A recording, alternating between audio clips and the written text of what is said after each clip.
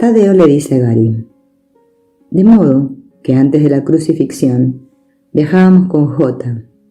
Isa solía acompañarnos. María estaba con nosotros la mayor parte del tiempo, aunque a veces enseñaba por su cuenta. Ella tenía sus seguidores, sobre todo mujeres. A su manera era tan buena como Jota. Después de la transición de Jota, se quedó en Nazaret durante un par de años. Luego se fue al sur de Francia, donde vivió su vida. No tuvo un hijo como algunos creen. Enseñó a la gente y se convirtió en un ejemplo vivo de la iluminación, o como el curso la llama, de la salvación. Jesús y María usaban metáforas para enseñar, y Jesús hace lo mismo en el curso. Algunos enseñan que tanto lo que Jesús enseñó hace 2000 años, como todo lo que dice en el curso, debe tomarse de forma literal. Eso es totalmente absurdo. De lo que dice Jesús, la verdad no dual debe tomarse literalmente, pero lo demás son metáforas. Si lo entiendes así, ahora o hace 2000 años, Jesús tiene sentido. Su curso tiene sentido hasta el final, y también las palabras que pronunció hace 2000 años y que han sobrevivido. Si no entiendes esto, el curso parece contradecirse. Hay personas que han renunciado a él porque creían que contenía contradicciones, cuando no es así. Esta es una de las múltiples razones por las que es importante que los maestros sepan de qué están hablando. Y Gary le dice: supongo que en aquellos días los que venían a escuchar a Jesús cuidaban de ustedes, o daban abrigo y comida a lo largo del camino. Y Tadeo le dice: casi siempre, la reputación de Jesús lo precedía, pero a veces pasábamos hambre. Y Gary le pregunta: ¿aceptaba Jesús dinero? Y Tadeo le dice: sí, trabajaba por las propinas. Y Gary le responde: ¿en serio? Tadeo le dice: no te tomes nada de esto en serio. Tienes un sentido del humor que merece la pena conservar. A propósito, no te he hablado de la ansiedad que sentía. Oirás sobre eso más adelante. Voy a dar un pequeño paseo no espacial, pero antes he querido hacer una aparición y darte ánimos. Sigue con el buen trabajo que estás haciendo. Nos vemos. Nota: Tadeo desapareció sin ceremonias y mis dos viejos amigos volvieron. Arten sentado justo donde había estado Tadeo y Pursa a su lado. Arten le dice a Gary: de modo que ese es quien yo era hace 2000 años. Y Gary le dice: vaya viaje, me hacen viajar mucho últimamente. Y Pursa le dice: sí, y como has recibido las visitas de tu amigo Tadeo y la tuya propia como Tomás, vamos a contarte un pequeño secreto relacionado con aquel tiempo y lugar. Y Gary le dice: si me lo cuentas, no será secreto por mucho tiempo. Y Pursa dice: eso está bien. ¿Te acuerdas de la última visita de la primera serie? Te dijimos que Arten y Pursa no eran nuestros verdaderos nombres, que usábamos nombres supuestos para impedir que la gente tratara de localizarnos en el futuro. Y Gary le dice: claro que lo recuerdo. Y Pursa le responde: bien, hace 2000 años Arten y Pursa eran los nombres de dos amigos nuestros que solo veíamos muy ocasionalmente cuando viajábamos a Persia. Vivían en un oasis en el que nos deteníamos de camino. También eran amigos de Jota. Ellos lo conocieron en los primeros días, incluso antes que yo. Y Gary le dice: bien, sus nombres no están escogidos al azar. Fueron personas reales, o al menos tan reales como cualquier otra. Y fueron sus amigos. Le han dedicado un tributo al usar sus nombres. Pursa le dice a Gary: sí, eran buenas personas, por supuesto. En aquellos tiempos también teníamos la dualidad. Los bandidos podían robarte y asesinarte, pero también podían acogerte a un extraño y convertirse en tu amigo. Así es el mundo dualista. Me estoy cansando de la dualidad, es una pesadez, dice Gary. Y Arten le pregunta: ¿por eso Tomás? Y Gary dice: eso creo, no siento que este sea mi lugar. Y Arten le dice: no lo sientes.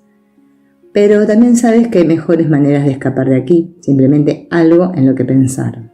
No vamos a sermonearte ni a juzgarte, pero en la ilusión del tiempo no te estás haciendo más joven. Esta es una de las razones por las que te hemos hablado de la salud. Y Gary dice, entiendo. Benjamin Franklin dijo que la salud es la primera riqueza. Después de haber visto por lo que pasaron mis padres, lo creo, voy a empezar a cuidarme más, lo prometo. Y Arten dice, muy bien, es una decisión tuya, no nuestra, y tus acciones se derivarán de tus decisiones. Portia le dice, otra cosa que te ayudaría sería dejar de preocuparte por lo que piense la gente. No olvides lo que dijo J, perdona a los padres, porque no saben lo que hacen. Y la razón por la que no sabían lo que hacían era que proyectaban su culpa inconsciente sobre él, pero no lo sabían. Creían tener razón. Por supuesto, en realidad eran dementes. Y Gary le dice, en realidad no estaban allí. Y Purcell le responde, ¿ves? Ya lo estás entendiendo. Tú hiciste sus imágenes, pero ellos no están allí. Como enseña el curso, ellos forman parte del mundo que tú fabricaste como realidad sustitutiva. Tú que crees que Dios es miedo, tan solo llevaste a cabo una sustitución. Esta ha adoptado muchas formas porque fue la sustitución de la verdad por la ilusión, la de la plenitud por la fragmentación. Dicha sustitución, a su vez, ha sido tan desmenuzada y subdividida y dividida de nuevo una y otra vez, que ahora resulta casi imposible percibir que una vez fue una sola y que todavía sigue siendo lo que siempre fue. Ese único error que llevó a la verdad a la ilusión, a lo infinito a lo temporal, y a la vida a la muerte, fue el único que jamás cometiste. Todo tu mundo se basa en él, todo lo que ves lo refleja, y todas las relaciones especiales que jamás entablaste proceden de él. Ahora conoces el camino de salida, Gary. Usa la mente para elegir entre el cuerpo y el espíritu. Aquel que te acostumbres a escoger es el que se volverá real para ti. Como dice J, la mente es el principio activo del espíritu. Y Arten le dice, tú no estás aquí, y a partir de ahora lo vas a experimentar todavía más. Te lo mereces. Tu perdón te ha servido bien y continuará haciéndolo. Te veremos la próxima vez. Hasta entonces recuerda estas palabras del curso y no olvides que tu salvación es segura. El perdón es la llave de la felicidad. Despertaré del sueño de que soy mortal, falible y lleno de pecado, y sabré que soy el perfecto Hijo de Dios. Las lecciones de Gary.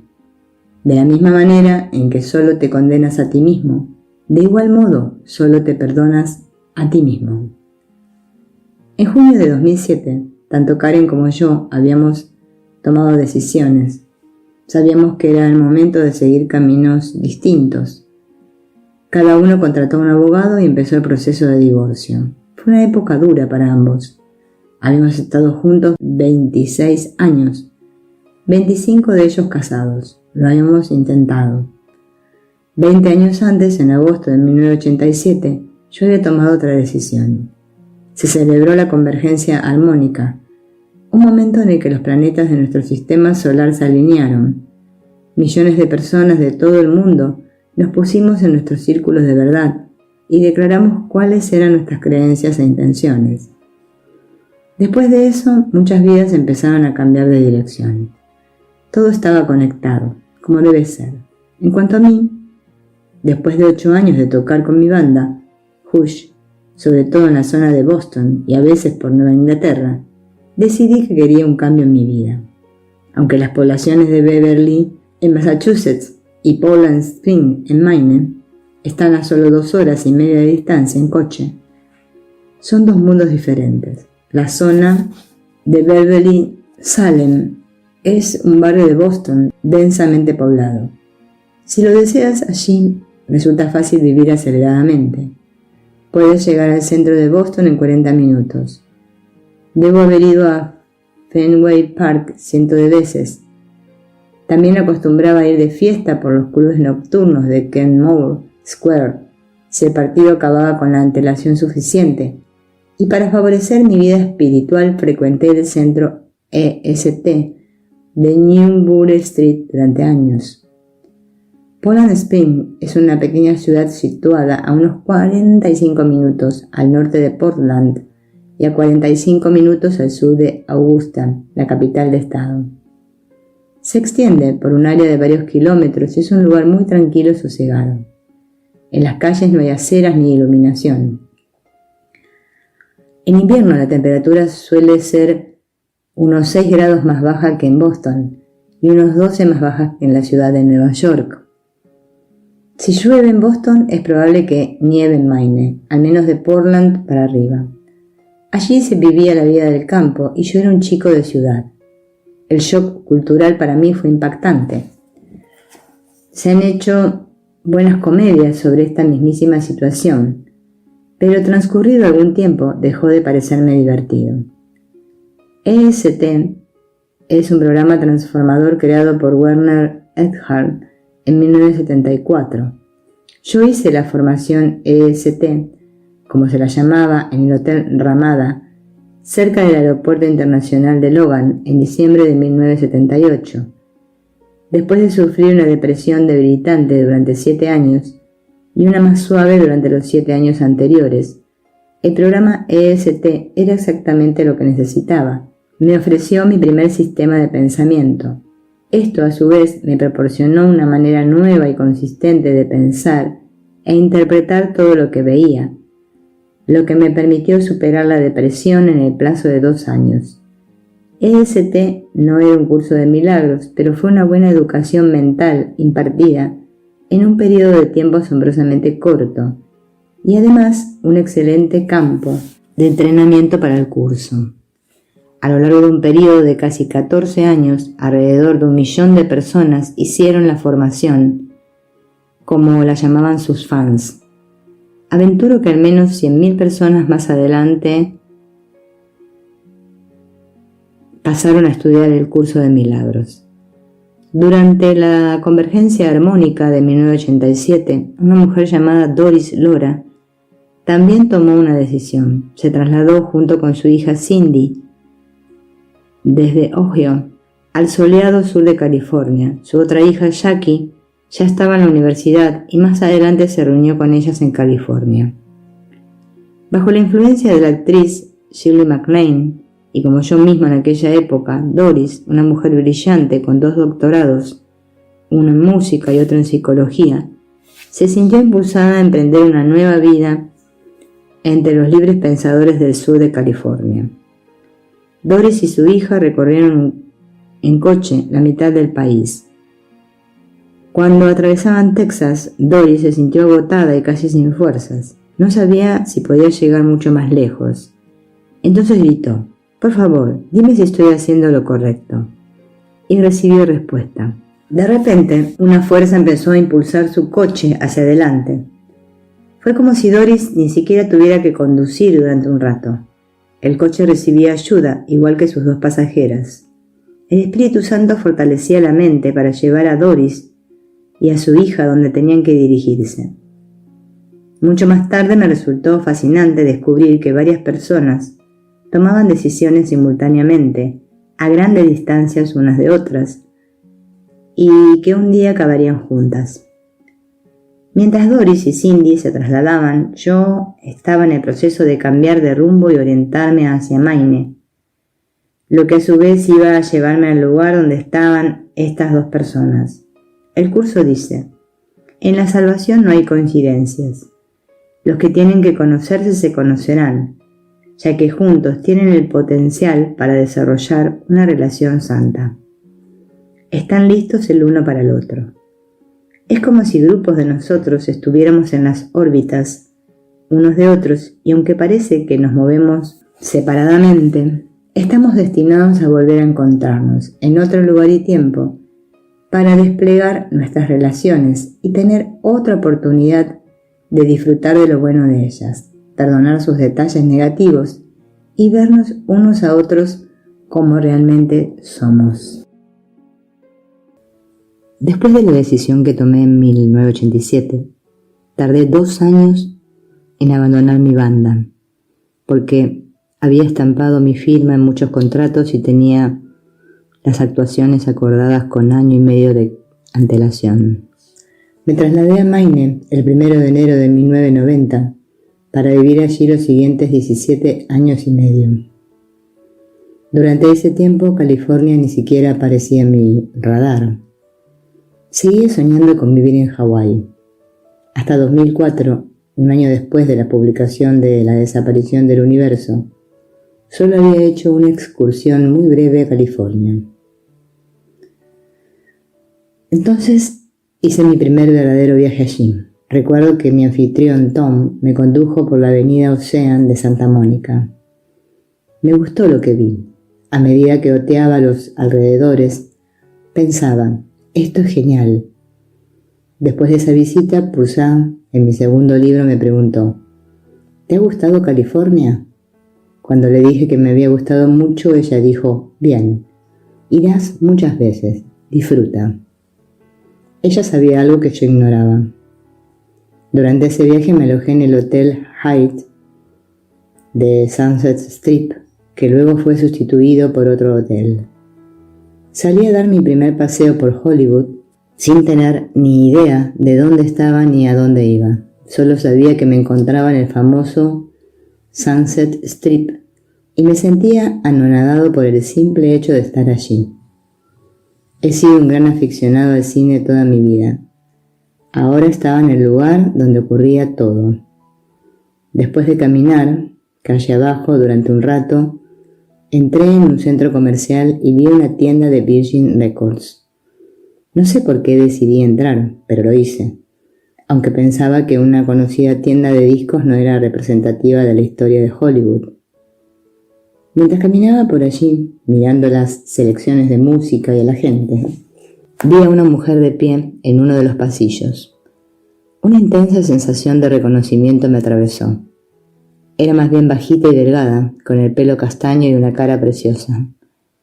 Me miró un momento, pero no conectamos. La miré fijamente durante como 1 minuto.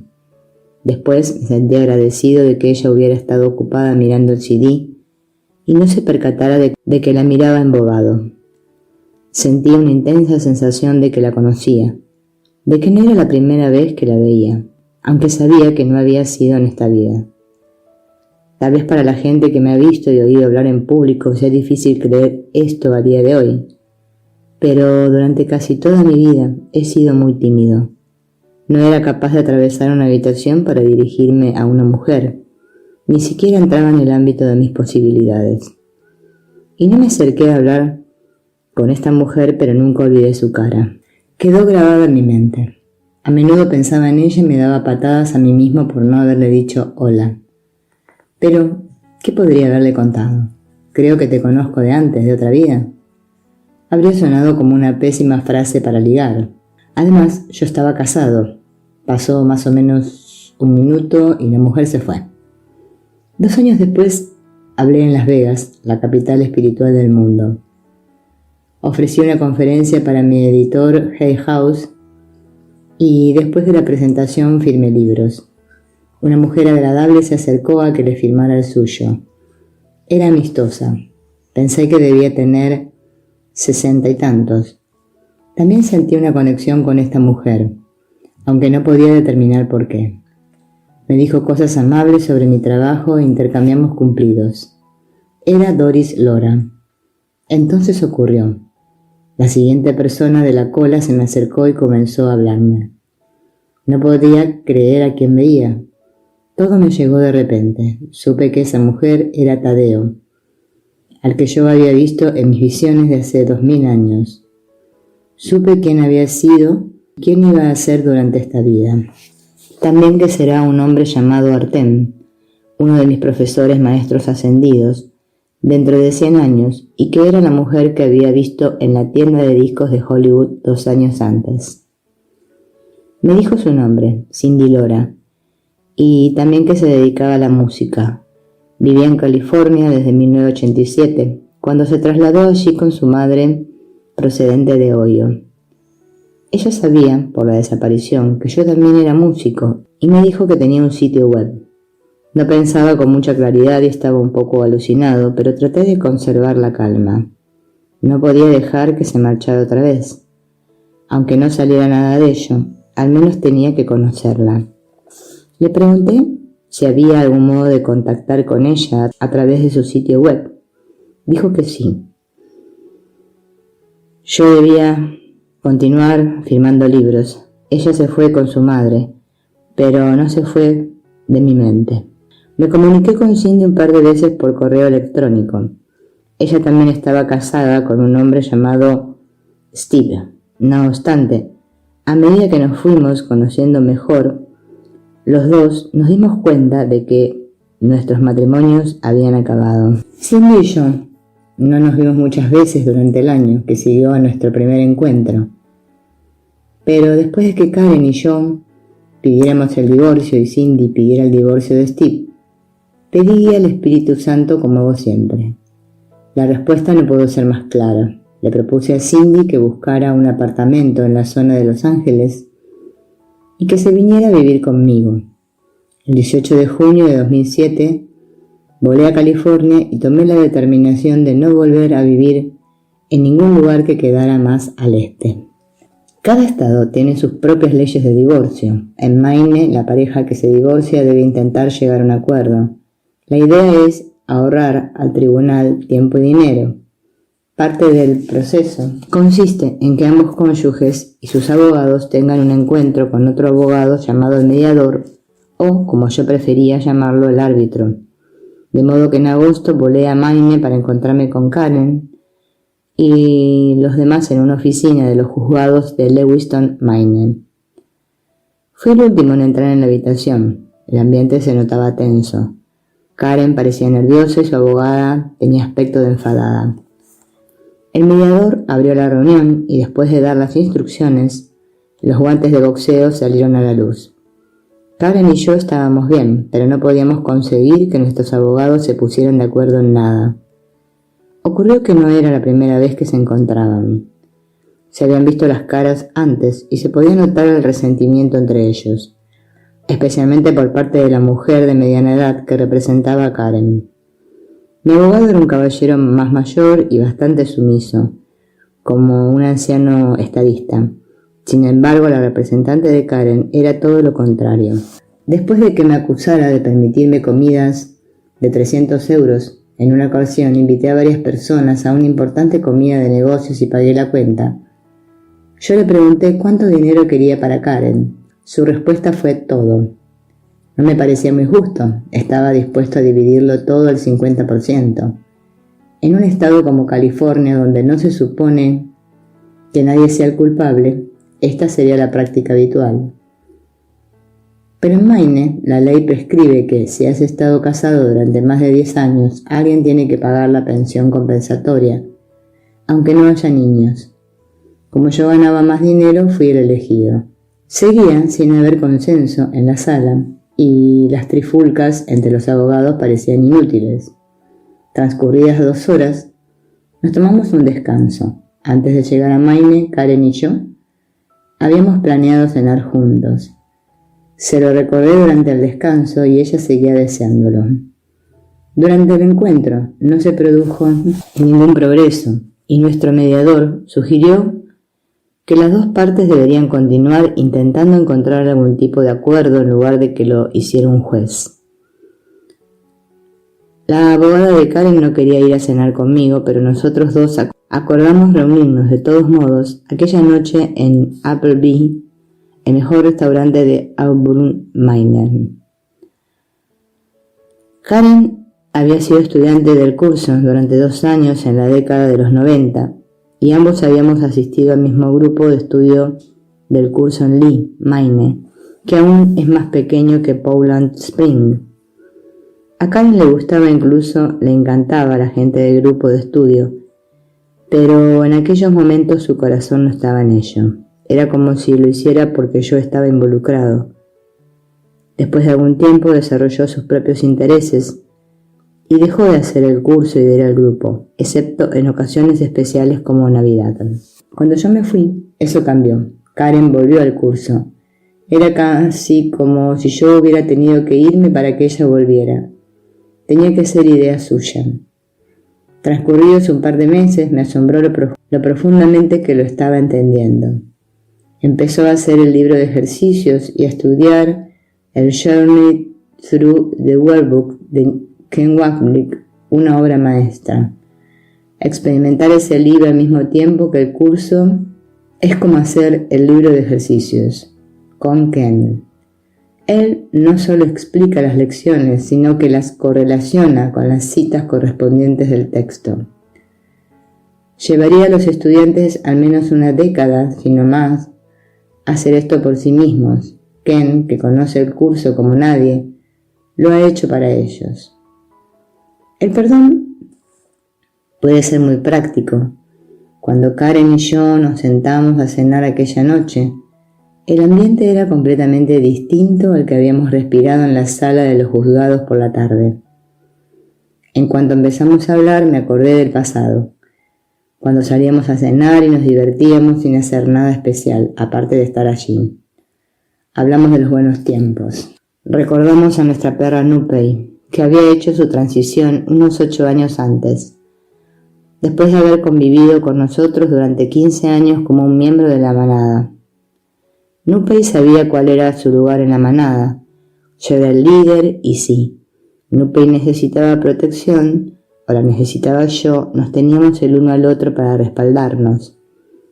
Si ella oía tronar, lo que la atemorizaba, salía corriendo y saltaba dentro de la bañera. Entonces mi tarea era ofrecerle seguridad y cuidar de ella. Karen era la segunda en la manada y Nupei consideraba que su deber era protegerla. Nupei la respetaba, pero si Karen y yo nos enzarzábamos en alguna disputa, Nupei se interponía para proteger a Karen, aunque ella no lo necesitara. Nupei sentía que de nosotros dos su prioridad era proteger a Karen.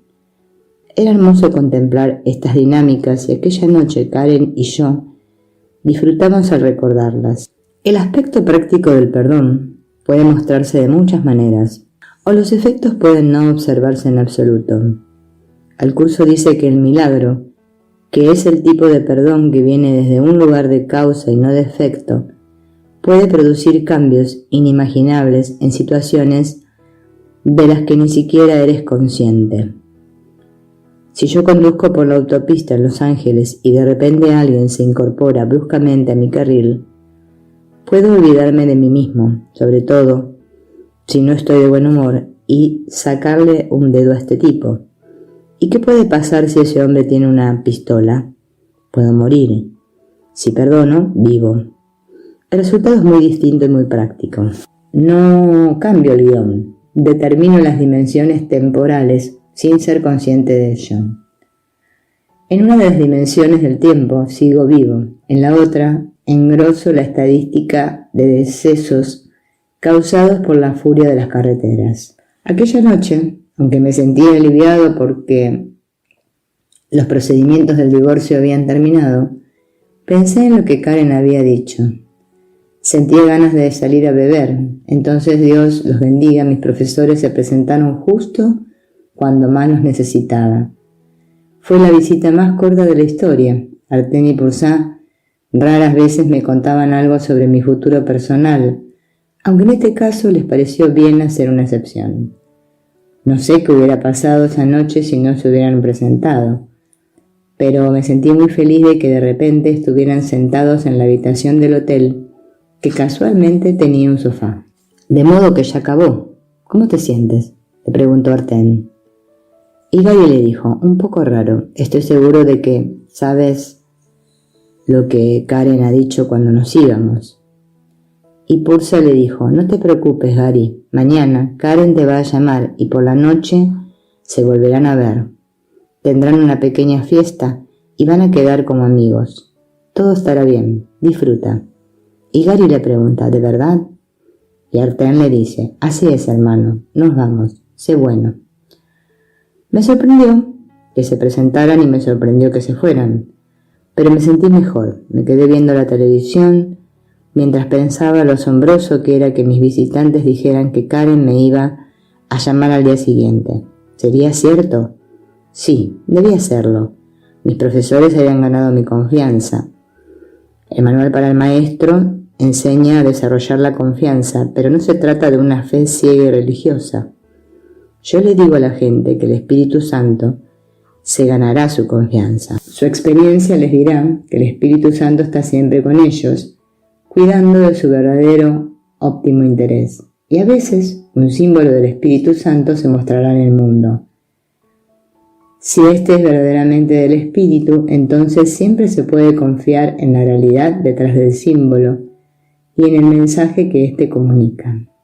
Karen me llamó al día siguiente y me preguntó cuánto tiempo iba a estar en la ciudad y si estaba ocupado aquella noche.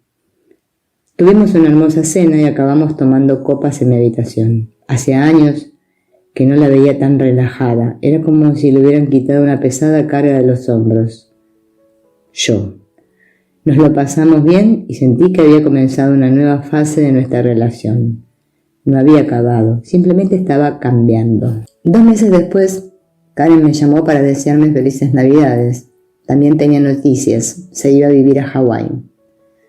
Después de experimentar un punto de celos al saber que ella disfrutaría el sueño de vivir en las islas antes que yo, me sentí feliz por ella. Los indios americanos solían decir, contempla el gran misterio. Bien, el curso dice, contempla la gran proyección, porque solo se trata de eso, de una gran proyección alucinante que hemos comprado. No existe, no hay universo de tiempo y espacio. Lo único que existe es la proyección del universo de tiempo y espacio. Si pienso de esta manera, puedo pasar por alto las imágenes que veo y ver la verdad del espíritu que está más allá del velo. Esta es la visión espiritual. También es el tercer paso del perdón.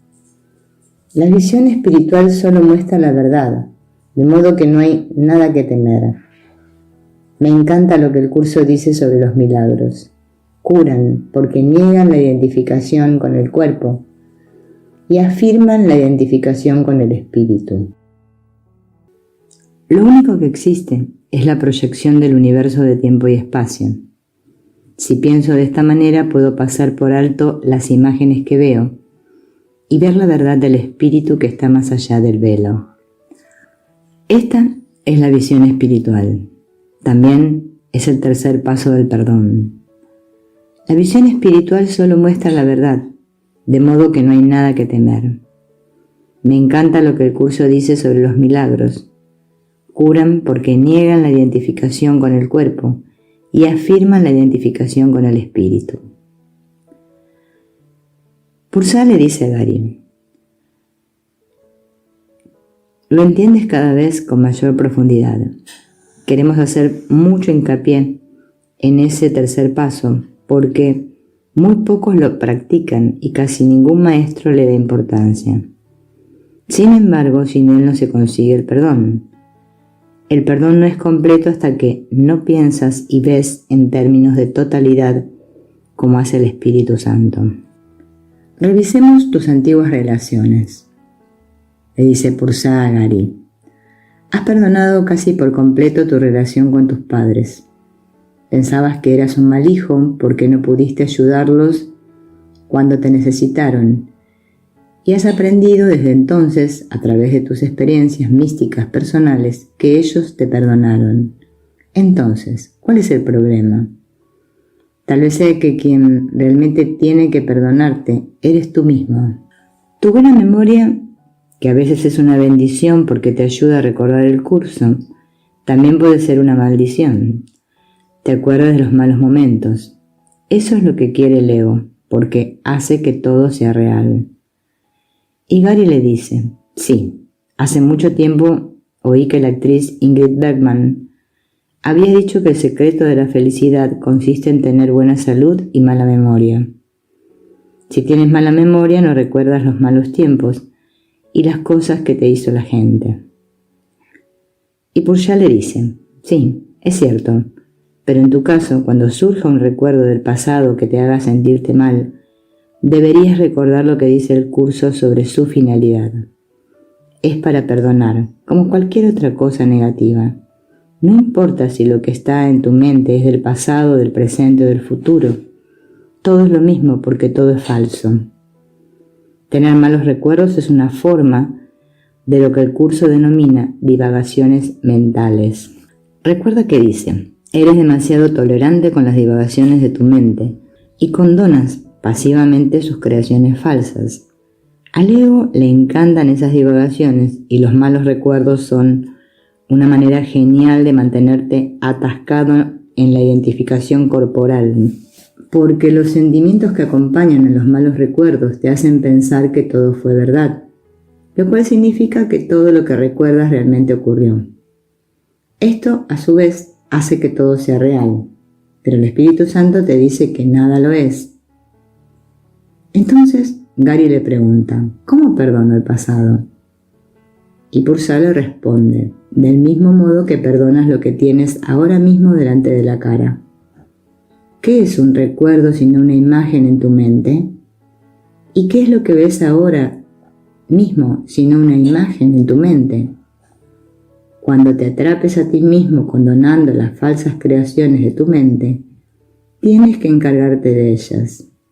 Dejas de pensar con el ego, cambias al Espíritu Santo y no lo haces real. Entonces Gary le dice, a veces tengo recuerdos de cuando estuve en mi última banda, en la década de los 80 y también anteriores. Puedo remontarme hasta 1965. Hay muchos recuerdos buenos, pero otros son dolorosos. Aún me acuerdo de muchas de las cosas rudas, incluso obscenas, que me dijeron un par de miembros de la banda. Había un batería que era un verdadero cretino. Y Arten le dice, acabas de hacerlo real.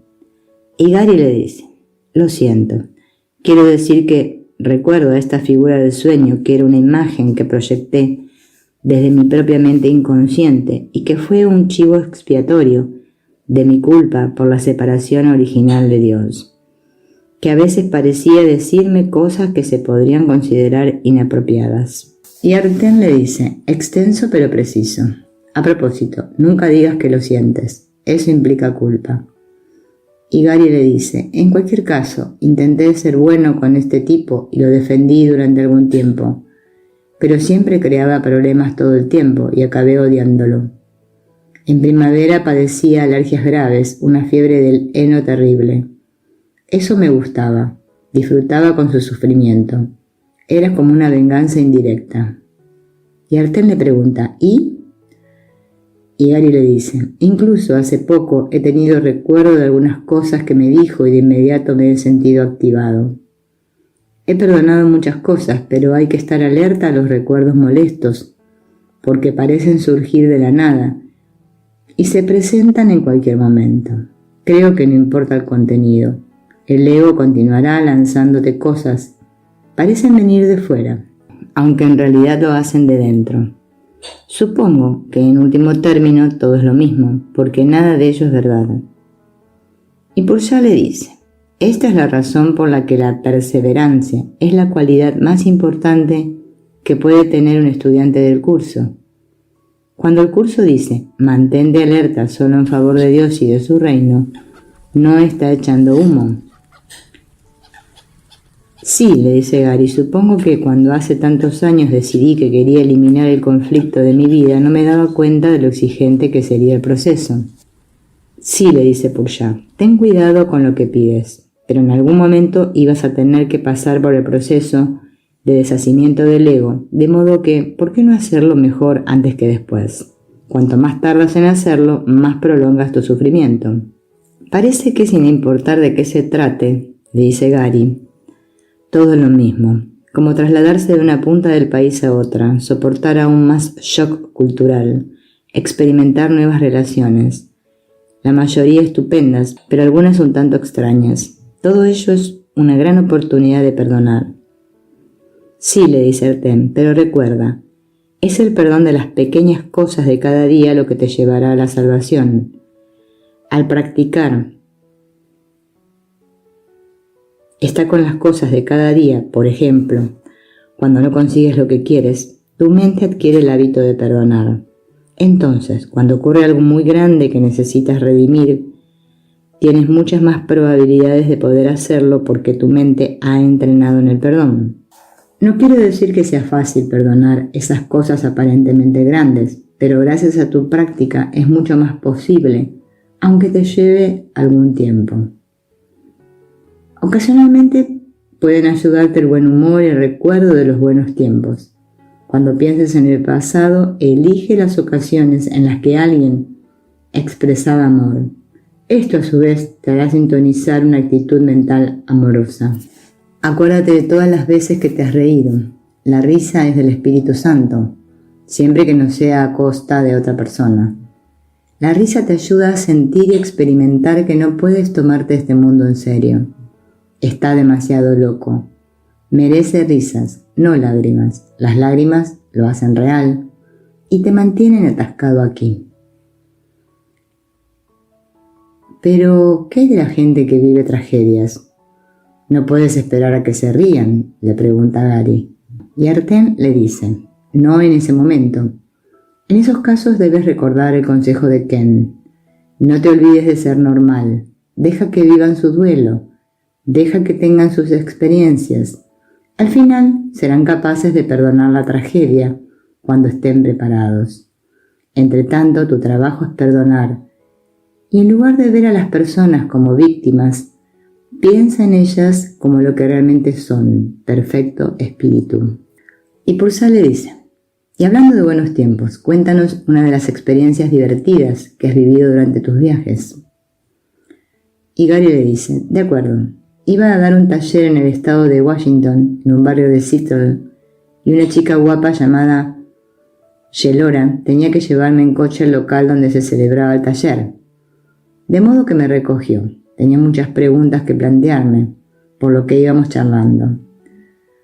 Sherola encontró la autopista en la que teníamos que entrar y durante un rato, tal vez media hora, seguimos viajando y charlando porque ella no paraba de preguntar. Entonces, para horror suyo, de repente cruzamos la frontera de Canadá. Íbamos en la dirección equivocada. Sí, estaba en la autopista correcta, pero había ido hacia el norte en lugar de hacia el sur. Ahora teníamos problemas, y por más de un motivo. En primer lugar, aunque retomáramos la dirección adecuada, llegaríamos al menos una hora más tarde al taller. En segundo lugar, podíamos ver el otro lado de la autopista y la línea de coches esperando para entrar en Estados Unidos. Podíamos tardar 3 horas en la cola. En ese caso, llegaríamos 4 horas tarde al taller, y tal vez convendría cancelarlo.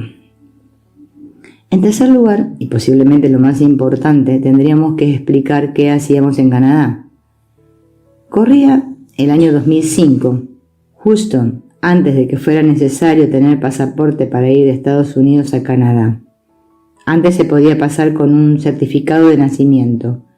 Por supuesto, aquel día no teníamos los certificados de nacimiento con nosotros, solo los permisos de conducir. Entonces, ¿qué podíamos hacer? Practicar el perdón. Eso fue lo que hicimos. Perdonamos toda la situación. No la hicimos real. Perdonamos y solicitamos la guía del Espíritu Santo.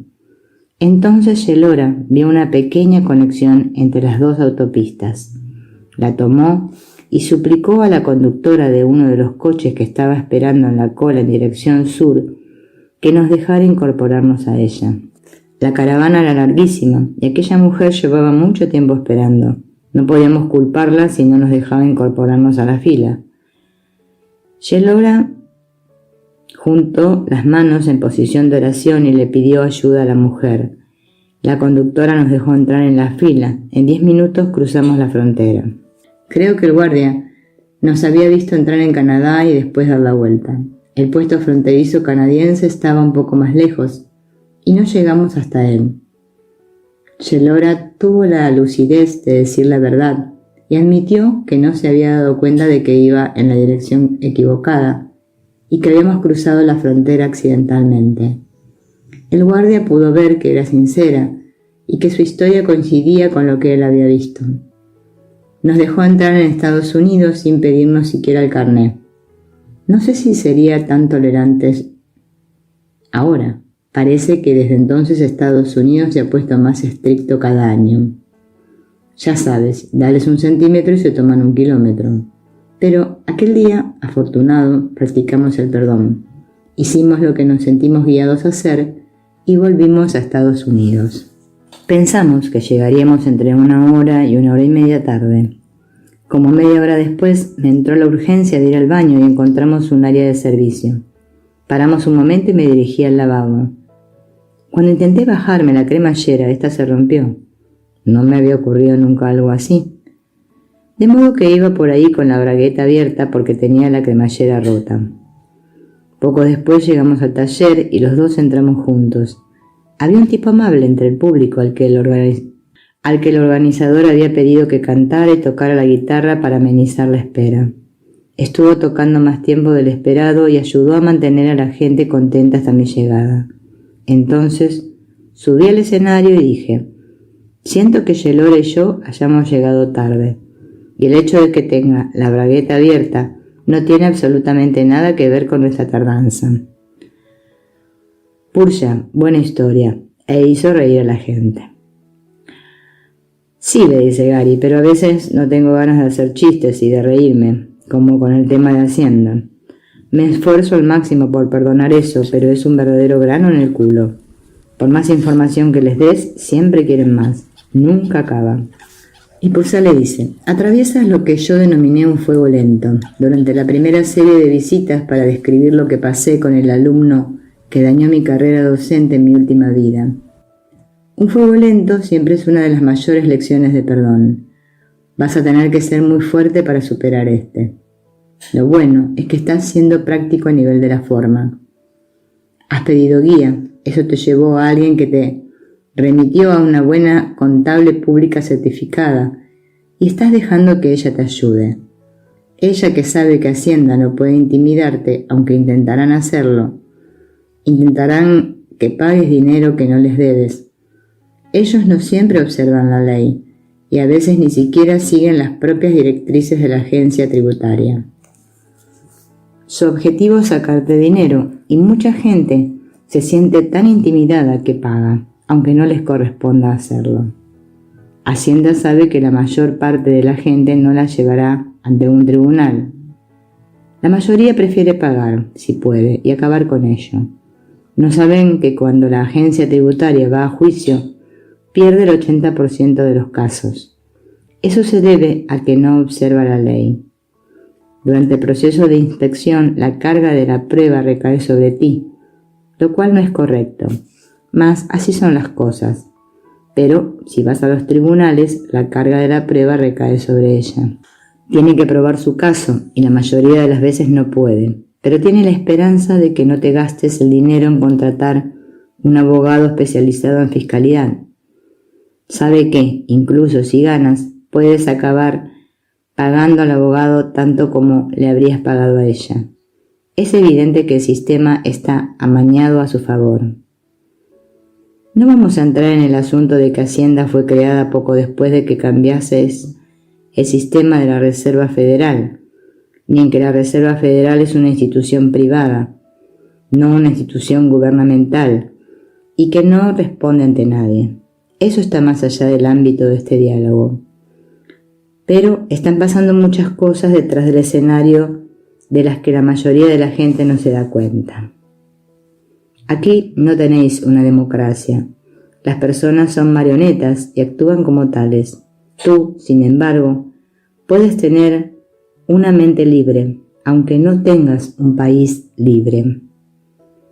Y Gary le dice: muy bien, sigamos hablando de lecciones de perdón.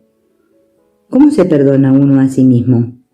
Hace algún tiempo me ofrecisteis un proceso de pensamiento con respecto al tema, pero la gente sigue preguntando.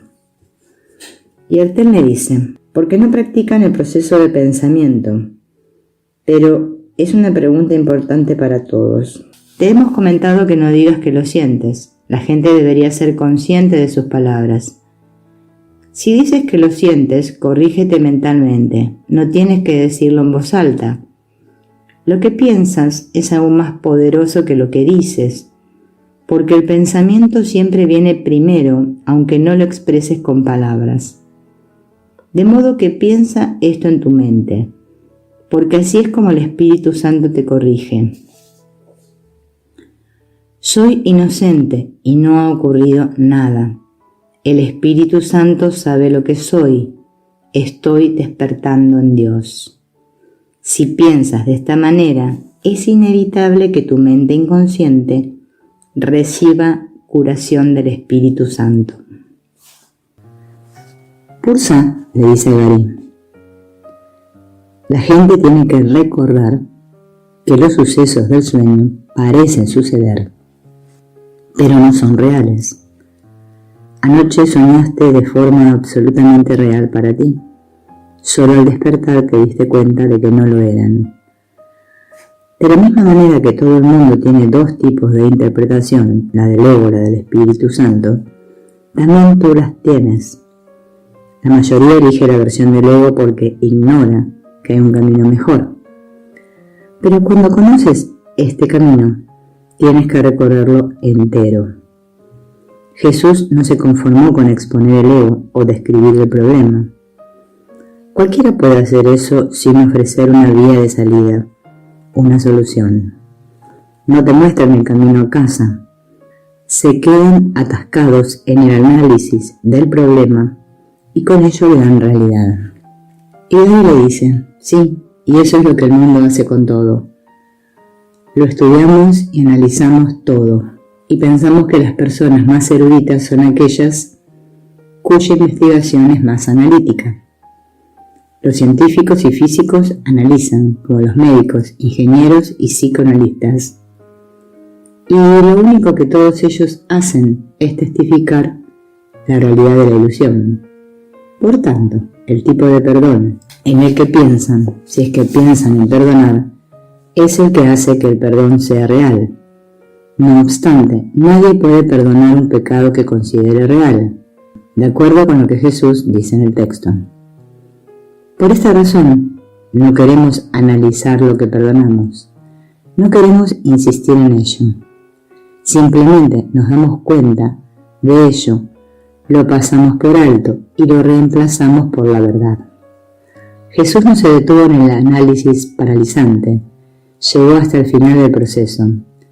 Reemplazó por completo el sistema de pensamiento del ego por el del Espíritu Santo y enseñó que tener visión espiritual es pensar fuera de los marcos establecidos, fuera del sistema. Al mirar más allá del velo, una realidad que está fuera del sueño y a la que puedes despertar, es posible cambiar tu identidad. Ya no eres un cuerpo, sino algo totalmente ilimitado, inmutable y eterno.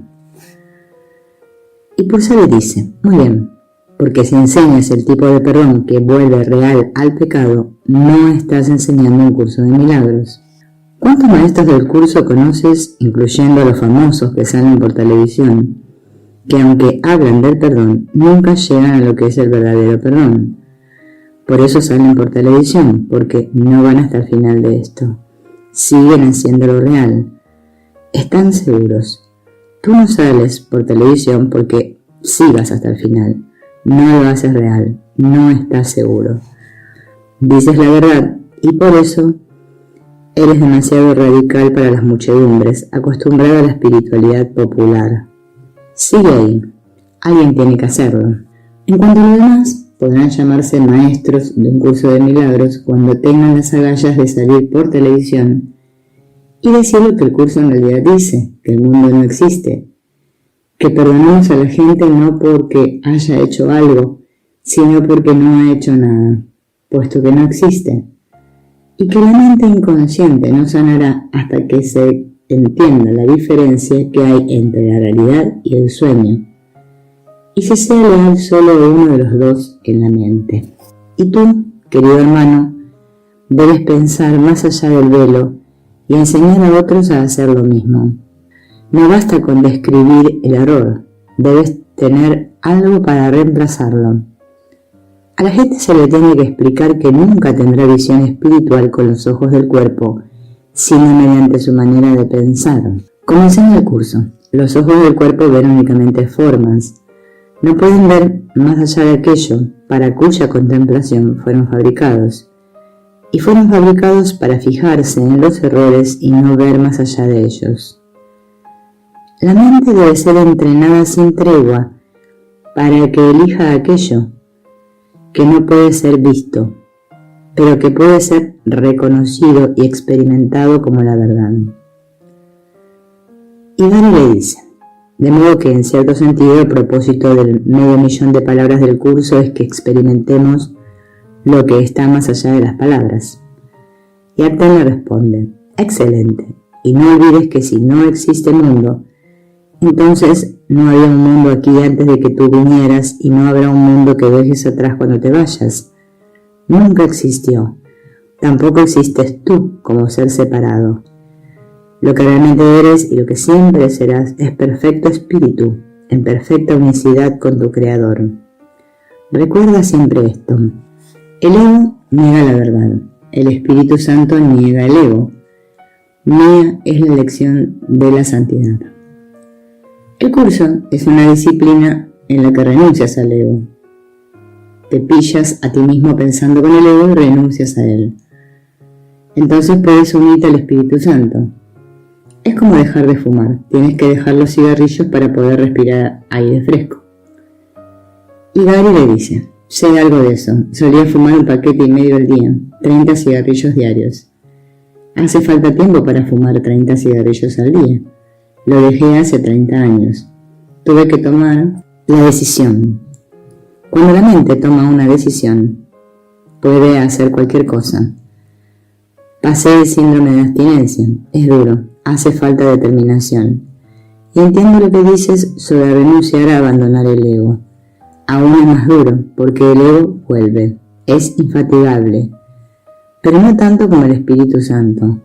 De hecho, el curso es incansable a la hora de no hacer concesiones, y por más que el ego lo intente, la respuesta del Espíritu Santo siempre prevalecerá.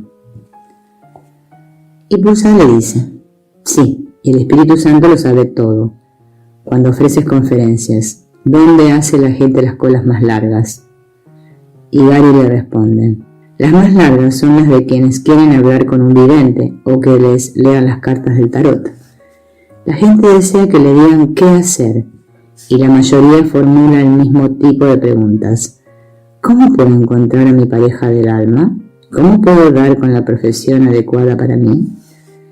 Y Pursa le responde, sí, e incluso si reciben una respuesta de un vidente o de un lector de cartas que les funcione, pronto tendrán otra pregunta y tendrán que volver al vidente o al tarotista una y otra vez. Con suerte obtendrán una buena respuesta la mitad de las veces. Pero, ¿qué ocurriría si contaran con una fuente de información siempre disponible y que siempre acertara, no solo en el 50% de las ocasiones o menos? Si se hallaran más en espíritu y tuvieran acceso a la inspiración del Espíritu Santo, recibirían de forma constante respuestas que siempre los conducirían a lo mejor para ellos y también para todos los demás. Gary le dice, tengo muy claro que el Espíritu Santo me ha guiado y que estoy exactamente donde debo estar, aunque no me halle en Hawái como esperaba. Y Artem le dice, tienes trabajo que hacer aquí, pero eso no descarta la posibilidad de que vivas en Hawái algún día, al menos parte del año. Gary le dice, conozco gente que vive una parte del año en Hawái y otra aquí, en la costa oeste, o como algunas personas que están en política la llaman, la costa de la izquierda. Pero me gustaría mucho vivir en Hawái algún día. Me encanta dar paseos por allí. También es genial caminar por aquí, pero allí el agua es caliente y la brisa nocturna te acaricia la cara, incluso en invierno, en lugar de darte un bofetón, como en el noroeste. La mayor parte de la gente ignora que, aunque aquí suele hacer calor, el mar de California es frío, porque el agua baja del norte. En la costa este ocurre lo contrario. Pero no me quejo, la gente viene aquí de vacaciones y yo vivo aquí. Los Ángeles, Hollywood, Beverly Hills, Malibu, Santa Mónica, Venice Beach, todos esos sitios están por aquí cerca. Es un lugar estupendo. Podemos llegar al aeropuerto en 20 minutos e ir andando a excelentes restaurantes. Es fantástico. Es una pena que nuestro vecindario, Brentwood, se haya hecho tristemente célebre por el caso O.J. Simpson. Y Artem le dice, recuerda, lo que importa es tu experiencia, no las imágenes que la gente tenga de los lugares ni de ti. Estás deshaciendo el ego. Es un logro. Aportas una auténtica contribución a la humanidad al ayudar a la curación. No solo de tu propia mente, sino de la totalidad de la mente. No hay mucha gente en la historia que haya practicado el tipo de perdón que opera desde la causa y no desde el efecto. Se trata de un nuevo desarrollo histórico, con una notable cantidad de personas que lo están practicando ahora.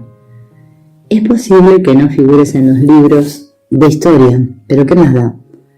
La mayor parte de los protagonistas de esos libros fueron guerreros. Tú y tus lectores son gente de paz. Eso ya es algo. Y Gary le dice, bueno, desde la perspectiva del curso se puede decir que eso no es nada.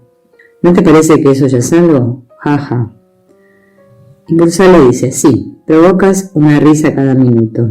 ¿Qué te dijo Cindy cuando fuiste miembro de un jurado popular? Con Gary nunca hay un momento aburrido. Y Gary dice, ¿cómo decía la cita? Sé fiel a ti mismo, pero la mayor parte de la gente no sabe cómo sigue. Y debes seguir. Como la noche sigue el día, por tanto no puedes ser falso con ningún hombre. ¿Sabías que estas palabras fueron escritas por Shakespeare? Y Arten le pregunta, ¿y sabes lo que significan? Y Gary le dice, claro, hablan de la necesidad de ser congruente. De hecho, el propio curso dice, espera, es en el manual. De hecho, el propio curso dice que honestidad en realidad significa congruencia. Nada de lo que dices está en contradicción con lo que piensas o haces. Ningún pensamiento se opone a otro, ningún acto contradice tu palabra, ni ninguna palabra está en desacuerdo con otra. Así somos verdaderamente honestos. No están en conflicto consigo mismos a ningún nivel. Por lo tanto, les es imposible estar en conflicto con nada o con nadie. Hay muchos chistes con J. Le digo, oye, ¿por qué no pones el listón un poco más alto? Su congruencia fue perfecta. Yo creo que aún me falta un poco de práctica, pero no pasa nada. No tengo nada mejor que hacer. Y Purcell le dice, no lo tienes. Deshacer el ego y compartir la verdad del curso con los demás es lo máximo a lo que puedes aspirar. Por eso seguimos viniendo a verte, a que tú nos veas, o a que tú nos veas. El propósito de esta serie de visitas, como de la segunda serie, es continuar y acelerar el deshacimiento del ego en ti y en otros. Ese es también el objetivo de tus talleres. Sí, cuando hablamos contigo a veces repetimos cosas, pues es necesario para aprender el curso y que cale dentro. Pero aún así, no lo hará si no haces tu trabajo de perdón. En cualquier caso, la repetición es vital. Se ha dicho que el texto de un curso de milagros son 6 páginas repetidas de 100 maneras distintas. Y Gary le dice, para ser estadísticamente preciso, serían 6 páginas repetidas de 111 maneras distintas. Y Purcell dice, Arten, ¿deberíamos decir algo o solo mirarlo fijamente? Y Arten dice, limitémonos a mirarlo fijamente. Purcell le dice, la repetición parece existir en el tiempo, pero si se repite el mismo mensaje, deshace el tiempo. El tiempo, como el espacio, solo es una idea de separación. Tienes diferentes tiempos y distintos lugares. Sin embargo, eso no existe. Todo en el mundo de tiempo y espacio está basado en la separación. Todo tiene un comienzo y un final, un borde o límite. No te dejes engañar por la sensación impresionante que te produce el universo. No te decimos que no disfrutes de él, pero no lo hagas real. Y Gary dice, entiendo. Cuando voy al cine sé que no es real, pero eso no me impide disfrutarlo. Con esta película pasa lo mismo. Saber que no es verdad no impide que te lo pases bien. He sido músico toda mi vida y ahora disfruto más que nunca de escuchar música. Acabamos de ir a ver a los Eagles en el Hollywood Bowl y lo hemos pasado sensacional. Purcell le dice, en realidad, si deshaces el ego, disfrutarás más de la vida, no menos, porque habrá menos culpa inconsciente en tu mente. Si te sientes menos culpable, disfrutas más de todo, me refiero a todo. Recuérdalo siempre. Pasárselo bien no va en contra de las reglas. Jesús, María, Tadeo, Isa y yo, Esteban, Felipe e incluso Pedro, solíamos ir a la ciudad y nos veíamos tan alto que la gente pensaba que estábamos borrachos, pero no era así. A veces algunos nos animábamos un poco, bebíamos vino, pero el agua potable no abundaba. Era habitual que la gente muriera por beber agua o tomar alimentos en mal estado. Y Gary le dice, suena como una existencia muy lúgubre. Y Artem le dice, sí, tu felicidad dependía de las circunstancias, por lo general. La existencia en aquel tiempo era bastante sombría, a menos que pertenecieras a la realeza. La gente de nuestros días vive mejor que la realeza de entonces, pero no lo valora. Lo que te muestra que los juguetes del mundo no hacen verdaderamente felices a las personas. Pueden atraerlas un tiempo, pero esta atracción siempre se acaba. Aún así, si deshaces la culpa, en tu mente puedes estar alegre y sufrirás menos. Recuerda, y en esto no se puede insistir demasiado, el curso dice, la mente que está libre de culpa no puede sufrir. Y Gary le dice, sí, pero ¿qué pasa conmigo? Y Artem le responde, si no tienes nada de culpa inconsciente en tu mente, ¿qué sería el caso si el Espíritu Santo las hubiera curado por completo? Lo que se produce cuando concluyes con éxito todas tus lecciones de perdón. Eres incapaz de sentir dolor físico. En el momento de la crucifixión Jesús no sentía dolor, no podía sufrir. Por eso decimos que la idea de Él, como un ser sufriente y sacrificado por los pecados de otros, es el mayor mito de la historia humana. Él no sufría y el sacrificio no formaba parte de su percepción.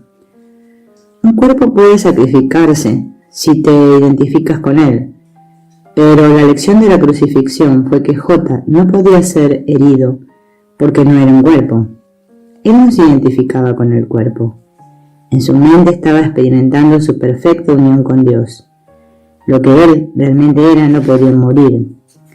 Tú puedes experimentar lo mismo. Puedes imaginarte que parecieras caminar por la tierra, como J, como Porza y yo hicimos en nuestra última vida, sintiéndote totalmente invulnerable y libre de temor.